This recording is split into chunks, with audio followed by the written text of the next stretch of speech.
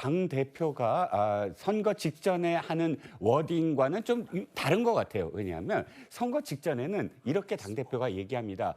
선거 이후의 거치는 생각하고 있지 않다. 나는 지금 내 당 대표직을 걸고 이 선거에 나가서 승리를 할 것이다. 최소한 15, 옛날엔 15이었으니까 지금 17인데 17개 광역 단체 중에 단체장 중에 몇 석 과반 얻겠다. 내지는 뭐 최소한 5을 얻겠다. 이렇게 목표를 정해놓고 선거에 자신의 모든 것을 거는 듯한 장수의 모습을 보였거든요. 그런데 지금 한 가지 아쉬운 건 모든 어떤 당원들이 총결집해서 선거에 따르게 해야 되는데 이미 그 이후에도 내가 뭘 할 것이고 뭘 할 것이라고 이야기하는 건 역대 당대표들이 선거 전에 하는 뭐 출사표와 좀 성격이 좀 다르다라고 생각이 듭니다.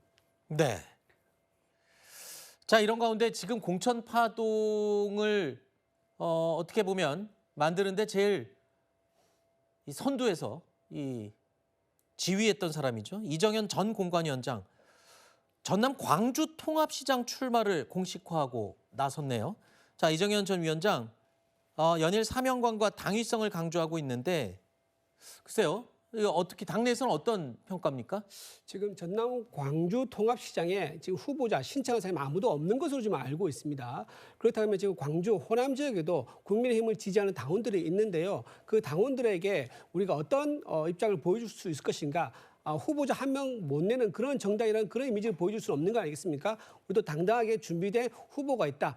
더군다나 이정현 전 대표 같은 공관위원장 같은 경우는 호남 출신으로 최초로 보수 정당에서 당 대표도 하셨었고 순천에서 2번이나 국회의원까지 했던 분이기 때문에 당이 이렇게 필요하고 아무도 나서지 않을 때 나서주는 모습을 보여준다 그러면은 그것도 우리 야당으로서의 해야 될 의무가 아닐까 싶은 생각이 들고요. 또 과거에 출마하면 호남 지역에서 어려운 호남 지역에서도 20% 내외의 지지를 얻어왔단 말이에요. 아마 그런 과거의 경험도 이번에 나가서 우리 국민의힘에서도 이런 호남을 위해서 일할 수 있는 일꾼이 있다는 것을 보여줄 필요가 있는 게 아니겠는가. 그래서 이정현 공관위원장이 소일선 수범 선당 후사의 자세로 나서는 거 아니겠는가 생각됩니다. 자, 이렇게 되면 아까 장동혁 대표는 선거도 안 끝났는데 선거 이후의 얘기를 꺼내고 있고요. 이정현 전 공관위원장은 지금 이 사태는 뒤로 한 채 광주시장 선거 출마를 선언하고 나섰고요.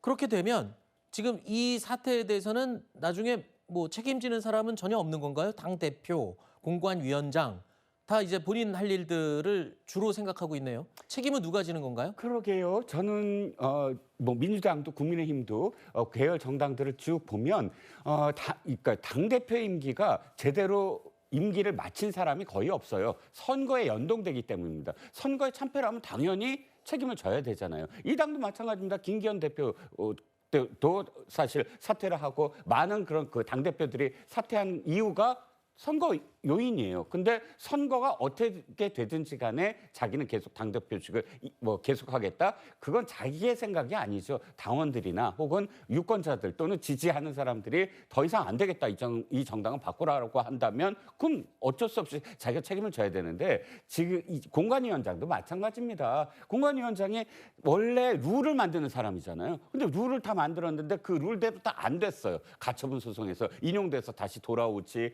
지금 광역단체 중에 단수공천 이외에 경선을 붙인 모든 어떤 광역단체 아직도 해결이 안 됐습니다. 잡음만 일어나고 있고요. 이런 와중에서 자기의 정치를 하기 위해서 지금 나가겠다라고 한다면 지금 이번 선거가 참패했을 때 말씀하셨듯이 누가 그럼 책임을 질 거냐. 아무도 책임지 안 지겠다라는 그런 모습으로 선거 전에 비춰지는 건 결코 선거에 도움이 되지 않죠. 네. 당연히 선거가 끝나면 매 선거마다 그 지도부 또는 당대표, 공관위원장 등이 책임을 지는 경우가 많았죠.